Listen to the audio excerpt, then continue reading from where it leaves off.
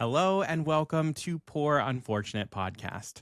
I'm Conor Perkins. And I'm Caroline Aimetti. This is the Disney podcast for grown-ups where we shoot the shit about Disney the way that you do with your friends. Welcome to all of our returning listeners and viewers. Thank you so much for joining us again. And welcome to any new listeners or viewers. Thank you so much for hitting play. Please also remember to hit follow or subscribe wherever you're listening or watching. And make sure that you get notified of any new episodes. This is a brand new episode of our bi-weekly mini episode series, Caroline, What's New, where we go through all of the latest and greatest in Disney news. This episode is being recorded on Sunday, July 27th, 2025. So, Caroline, what's new? Let's start with Disneyland. So as you probably saw if you are on social media and into Disney in any way, Walt Disney: A Magical Life debuted on July 17th at the Main Street Opera House in Disneyland, featuring, as we all know at this point, a Walt Disney animatronic that speaks via archival voice recordings of Walt. So there have been a lot of mixed feelings about the appearance of the animatronic. And then to add to the noise, it also experienced a technical malfunction during its first day of operation. And my, what a technical It was a scary malfunction one. it was. Yeah. But they brought the curtain down really quickly. Really fast. Like, yeah, I was really really quickly. impressed. I was impressed. So a lot of folks online feel that the animatronic is too full-faced to really look like Walt. Also, I'm kind of like, there's probably a lot of like animatronic mechanisms in there that need to be fit in the cheeks, not for nothing. But then also Walt's granddaughter, Joanna Miller, has also made a statement that her grandfather wouldn't want to be preserved as a robot.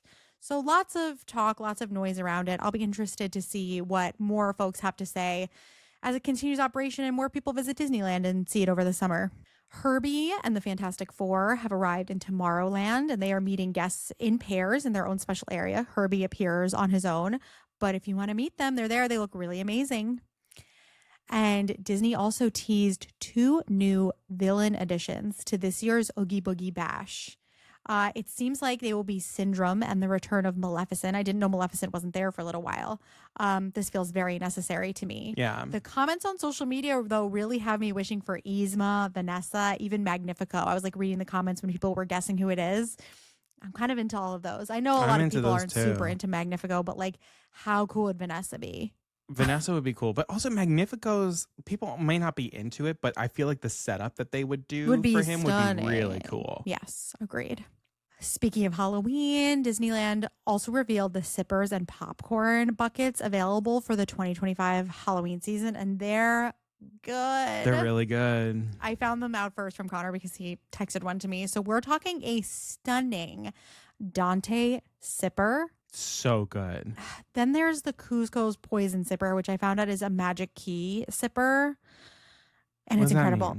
I think that means if you're a magic key holder in Disneyland, like you get the access. But I'll have to do some more research on that. Okay. eBay.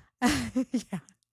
There's also a stunning Jack Skellington popcorn bucket. Each of these have different release dates, so look into that if you are going to try to get one. I'm sure there's going to be a scramble for a bunch of these because they're really, really stunning. So just make sure you research that first. And now, since we've talked about Halloween, I guess it's time to just move on to the holiday season, right? So Disney announced that Festival of the Holidays and Viva Navidad will be returning this year to Disneyland.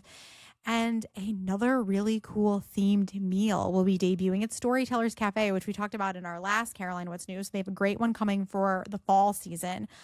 But for the holidays, we will have Mickey's Christmas Carol Feast, which will include Jacob Marley Goofy, Scrooge McDuck, and more. So cool. It looks really cool. Yeah.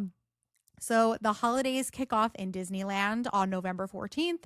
So I think we'll wait a little while and enjoy the summer before we come back to some of the other holiday season news. Yeah. I can't right now. So let's move on to Walt Disney World. So the new verse of It's a Small World that already debuted in Disneyland is now part of the Walt Disney World It's a Small World attraction as part of the finale scene. And as a reminder, it sings, Mother Earth unites us in heart and mind, and the love we give makes us humankind. Through our vast, wondrous land, when we stand hand in hand, it's a small world after all. So thank you, Richard M. Sherman, for this beautiful, beautiful gift. And I think so many people need to listen to those lyrics. Test Track 3.0 is officially open in Epcot. Lightning Lane Multipass is available, as well as a single rider line. I haven't looked at a lot of the footage of it. Again, it's something that I kind of want to experience for myself, so I've been trying to steer clear of that. I'm the same way, though I have seen like a couple images, and some of the stuff looks very similar to previous Test Track. Yeah. And other stuff looks pretty cool. Yeah, so, I love Test Track. I love it. Some culinary food news for me. This got me really excited. A breakfast buffet is coming back to Chefs de France in Epcot for a limited time as part of the 2025 International Food and Wine Festival. So apparently this was last offered in 2019, I believe. It will be offered on Fridays and Saturdays from 9 a.m. to 10:30 a.m. starting on September 5th. And bookings are opening for this on August 12th. The buffet will include pastries, baguettes, cheese and charcuterie, smoked salmon, fresh fruit, as well as unlimited mimosas, fruit juice, and coffee. So this petit déjeuner français is overpriced at $64.95. But you know this has my name written all over it. And I love another seated breakfast option in the World Showcase. I mean, the vibes are going to be immaculate. I know that. And I'm also guessing that this, what feels like a test of bringing it back, will probably be quite successful. And we may see this become a permanent addition. We'll see, but I don't know. I always get so excited by new or returning, in this case, dining offerings, especially in Epcot. I just wish there was a cheaper option for guests who don't want to drink mimosas. Because I'm guessing that it's a buffet. That's part of it. But I think some of it is to account for that. And some guests don't want to drink. So I just wish there was another option there. But yeah, being able to sit down and have breakfast in France, oh my God. You know what they need to do? If they could just throw Remy coming by on the card again, I'll pay $65. You know what I mean? Like just a little something. Just a little something extra. A little something, yeah. And then some really big news. A big transformation has been announced for Animation Courtyard in Hollywood Studios, and it sounds very promising and exciting. So work is set to begin on September 25th to turn the courtyard into the Walt Disney Studios lot, inspired by the real Disney Studios in Burbank. The centerpiece of the lot, topped with Mickey's sorcerer hat, will be the Magic of Disney Animation, which will take over the space currently occupied by Star Wars Launch Bay. The Magic of Disney Animation will be a multi-feature interactive experience inspired by the short Once Upon a Studio, where guests will enter, quote, a place where kids and kids at heart can laugh, draw, dream, and explore animated new experiences, end quote. The story of the space, like the short, will be that the animated characters have taken over the studio while the animators have stepped away, and it will include drawing classes, a short film, portraits that come to life, character meet and greets, an Alice in Wonderland indoor playground, and more. The concept art of like the plaza, the courtyard itself, looks lovely. And I actually think this is like the right move for Hollywood Studios, because not only does it allow the Little Mermaid to remain open as the lot's like quote unquote studio theater, but it feels like it's helping the park transition into its what feels like it might be its new thematic thrust. Disney films and animation come to full life. So I think this would allow Sunset and Hollywood Boulevards to remain as they lead to Burbank and the animation studios, while making specific IP like Toy Story, Monsters, Inc., Star Wars, which does feel like it fits a little bit less now, having their own areas makes sense. Their worlds have fully sprung to life from their animation or from their films. Could this park someday be called Disney Animation Studios? Maybe. But I'm into it. I'm into it. Yeah. This is exciting. It can work. Right. And also, like, the magic of Disney Animation is what that attraction used to be before Star Wars Launch Bay took over. Right. And it was one of my favorite things to do in that park. Too. So I'm so glad that it's coming back. I've been a little bit shocked that there are people who are complaining about it. Because they want the Launch Bay to stay? Yes, there are people who want the Launch Bay to stay. And I'm like, are you kidding me? I'm like, it's in the animation courtyard. Also, we're going to be rearranging so many things. We can put the Launch Bay somewhere else. We can. We absolutely can. Let me draw characters in the park again, please. Yeah, please. And finally, Disney Starlight has officially debuted in Magic Kingdom, and we've heard people are finding spots 5 hours before the nighttime parade starts, which is scary. So if you want to catch this summer, just keep it in mind. There is new merch for the parade, like ears, shirts, blankets, and more. And I love the color scheme of this is so us. It's like purples and blues and light blues. It's beautiful and gold. And there's like this new popcorn mix that goes along with it that it's like blue, pink, purple, and has like gold sprinkles. And it's totally taking social media by storm. And I love it. So just so you know, the nighttime entertainment schedule at Magic Kingdom is now 9 p.m. Starlight, 10 p.m. Happily Ever After fireworks, and 11 p.m. Starlight again. Again, this is another thing where I've decided to try to avoid footage as much as possible because I really want to have a special first experience. And from what I've heard, it is going to be really special. So I can't wait for that day. I've tried to avoid it, but there's some things that have been like kind of unavoidable. It, but I don't linger. I move I don't on. linger. The only thing that I've lingered on is the finale float with Whimsy, just because I wanted to see Whimsy. And I wanted to show it to my nephew. So, but I'm not lingering on the music or anything like that. Same. I want all of that to sort of like wash over me the first time I experience it. That'll be one hell of a night because I also haven't done Happily Ever After either. As I was putting this together, I was like, oh my gosh, he's gonna see Starlight and Happily Ever After in the same night. You need to be there for that. I know. Yeah. Okay. All right, let's talk about some Disney Plus things. So, Mickey Mouse Clubhouse Plus, the continuation of the beloved Emmy Award-winning series Mickey Mouse Clubhouse, premiered on July 22nd.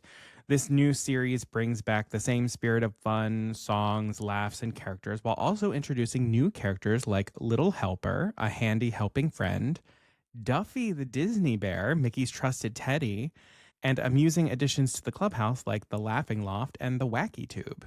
So Duffy's going to be in it. I love Mickey Mouse Clubhouse. I do too. The new Hulu series, Washington Black, starring Sterling K. Brown, hi Sterling, has all episodes now streaming on Hulu and Disney+. It's based on the novel of the same name, and the series follows the 19th century adventures of George Washington Wash Black, an 11-year-old boy on a Barbados sugar plantation who must flee after a gruesome death threatens to turn his life upside down. Looks super cool. I've been seeing a lot of marketing for it, which is great. Like, I know it's coming. I'm really excited. Yeah. Yeah. Stuff that's announced coming soon on Disney Plus. The third season of The Proud Family, Louder and Prouder premieres on Wednesday, August 6th. All episodes of the new season will be available for streaming then. This weekend has been San Diego Comic-Con, and as part of the celebration, we got the trailer and release date for the next season of Percy Jackson and the Olympians. Season 2 of the series will premiere on December 10th. Season 2 follows the second book of the series, The Sea of Monsters, where Percy, quote, embarks on an epic odyssey into the Sea of Monsters in search of his best friend Grover and the one thing that may save the camp, the Golden Fleece, end quote. Fans in San Diego can also step into the Percy Jackson Experience, which is an immersive activation that will be open to the public directly outside the San Diego Convention Center. And according to Disney, quote, the experience takes fans beyond the mist and on a quest into the mythological world of the series, end quote. So super fun. It's cool. We also got Emmy nominations. So the Walt Disney Company earned a whopping 137 Emmy nominations across all of their branded television, including ABC, Disney+, Hulu, FX, Lucasfilm, Marvel Television, and more. ABC earned 38 nominations, which was the most of any broadcast network. And some notable nominations are Andor, which got 14 nominations, including Outstanding Drama Series, Outstanding Writing for a Drama Series, Outstanding Directing for a Drama Series, and more. The Bear, which got 13 nominations, including Outstanding Comedy Series and Outstanding Lead Actor, Supporting Actor, Lead Actress, and Supporting Actress in a Comedy Series. Only Murders in the Building got 7 nominations, including Outstanding Comedy Series, Outstanding Lead Actor in a Comedy Series, and Outstanding Casting for a Comedy Series. Abbott Elementary received 6 nominations, including Outstanding Comedy Series, Outstanding Writing for a Comedy Series, Outstanding Lead Actress in a Comedy Series, and then 2 nominations for Outstanding Supporting Actress in a Comedy Series. Paradise, the show on Hulu, got 4 nominations, including Outstanding Drama Series, Outstanding Lead Actor, Supporting Actor, and Supporting Actress in a Drama Series. And then the last one I'll shout out, Agatha All Along. Yay! Received 3 nominations, including Outstanding Original Music and Lyrics and Outstanding Sci-Fi Fantasy Costumes. Yeah. Now let's talk about Disney films. The big news, the Fantastic Four First Steps had its opening weekend this past weekend. It opened to $57 million on opening day for the second biggest opening day of the year behind the Minecraft movie and just Oh my God. slightly ahead of DC's Superman. The film is pacing similarly to James Gunn's Superman and could see an opening weekend pull of $125 million when all is said and done. The film received an A- cinema score, which is the same as Superman, and it's certified fresh on Rotten Tomatoes with an 88% critical score and 93% verified popcorn meter score. The film, helmed by WandaVision director Matt Shakman, is being hailed as the best screen adaptation of the Fantastic Four characters to date. And then Lilo and Stitch, it did it. It became the first film of the year to cross $1 billion globally, and now it is available for purchase digitally on platforms like Apple TV Plus, Fandango, Prime Video, and more. No date has been set for its Disney Plus release, but I would anticipate waiting at least another month before it's available for streaming on Disney Plus. And so now let's talk about stuff that's announced coming soon. While we're talking about it, it was announced that the live-action sequel, Lilo and Stitch 2, will bring back original Lilo and Stitch co-creator and voice of Stitch, Chris Sanders, to pen the film. Freakier Friday had its world premiere this past Tuesday, July 22nd in Los Angeles. Early reactions to the film are heaping a lot of praise on it, and they're praising the heart of its story. Some folks are even saying it's better than the first. Wow. And this film, just so you know, hits theaters on Friday, August 8th. So there was a big press announcement in which Kevin Feige told us what is ahead for Marvel Studios. So according to Variety, he said that the X-Men are coming to the MCU, and after the events of 2027's Avengers Secret Wars, Marvel will be recasting the mutants for its upcoming X-Men movie, directed by Jake Schreier of Thunderbolts. We are set to see many of the actors who played the X-Men previously throughout the 2000s and 2010s reprising their roles for Avengers Doomsday, including Patrick Stewart, Ian McKellen, Alan Cumming, Rebecca Romijn, James Marsden, Kelsey Grammer. Kevin Feige also said that following Avengers Secret Wars, the MCU will see a reset, not a reboot in his words, and indicated that other Marvel characters, including Tony Stark and Steve Rogers, will eventually be recast, as other superhero films have done. Oh, interesting. Very interesting to see, because we haven't really had some of the Marvel characters, recast before, because we're just moving on. It'll be interesting to see what happens with that. I mean, I certainly think that the MCU is built up enough now that it can survive something like that, but it's gonna be interesting. And then at San Diego Comic-Con, we got a first look at the teaser for the third installment of the Tron series, Tron Ares, which hits theaters on October 10th of this year. Grammy-winning rock band Nine Inch Nails, of which Oscar-winning composers Trent Reznor and Atticus Ross are a part of, is set to score the film and release their first single from the soundtrack called As Alive as You Need Me to Be. Ooh. And then Disney has released the first trailer of Avatar: Fire and Ash exclusively in theaters ahead of the Fantastic Four First Steps.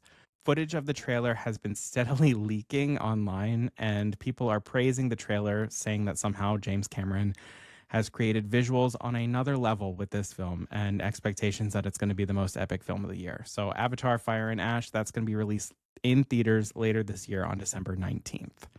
Sorry, but Wicked's coming out this year. Wicked for good. So that's the most epic film of the year. Just saying. And then I'll just say, on a personal note for me, I saw Elio this weekend. Did. Y'all, it makes me so angry that people didn't show up and show out for this film, because it was really, really good. And I know in my last Caroline What's New, I talked about a lot of the stuff that was going on with it behind the scenes, some of the controversies, like removing the queerness of it, Adrian Molina's removal from the film, or removing himself from the film, really. But I will say, watching this, there were no threads that did not come back and tie together beautifully. It was a solid Pixar story. The score, oh my gosh, the score is going to be one of those Disney Pixar scores that just like stays with me. It has since I've left the theater. Yeah. And yeah, I just feel like everyone is going to see, when it comes to Disney Plus, that they should have given this film I feel terrible. the time of day. I had all of this time, and I looked, and after you gave it such a great review yesterday, there's nowhere nearby me for me to even see it. I It's lost a my real chance. shame because it's easily one of my favorite Pixar's of Damn. the last few years. Like the themes are so good. The theme of it is like, am I alone? Like, are we alone? And that, like, feeling alone versus being unique.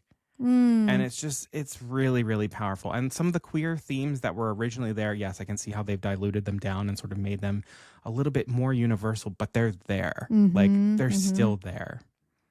I really liked it. I did it bad. If you can, go see Elio.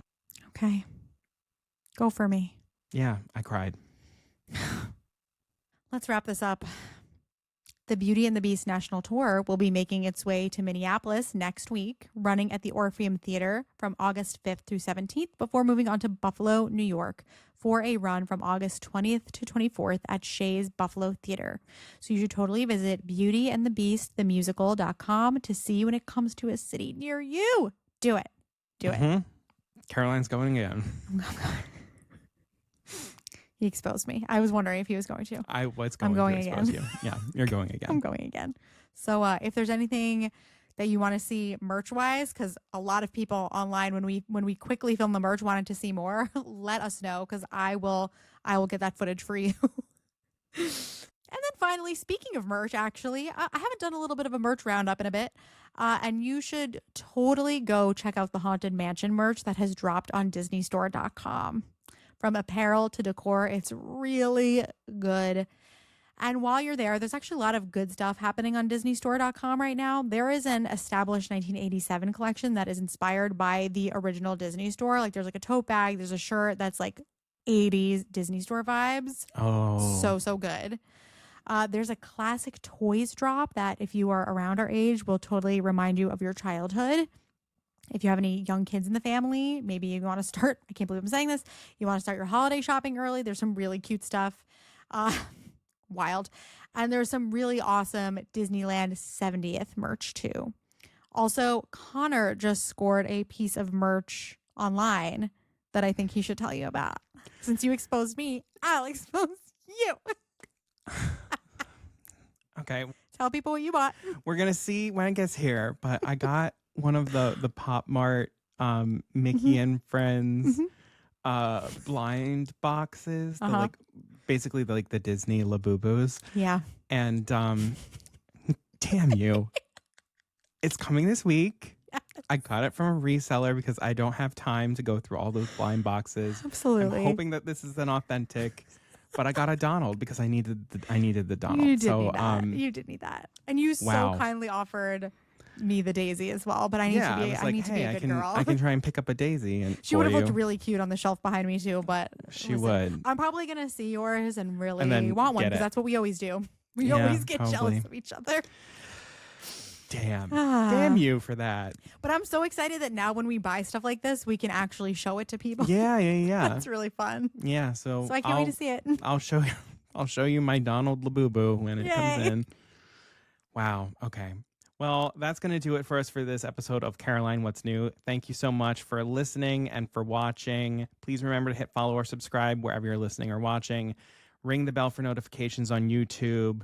And then come find us on social media. We are at Poor Unfortunate Podcast all over the place. So we're there and you should follow us there and talk to us there. Talk to us. Okay. Well, we will be back very soon with a rant and rave and the start of our final I'm excited about this cycle. Rant and rave. Yeah. Yes. We've got it. We're going to have a really, really solid last cycle of this season for you all. We really are. So, and if you want a hint as to what we might be talking about, come follow us on Threads and look at some of the recent threads that we've been talking There's a through. hint dropped there. There's a hint there. That's all I'll say. Well, until then, Beluga Sevruga.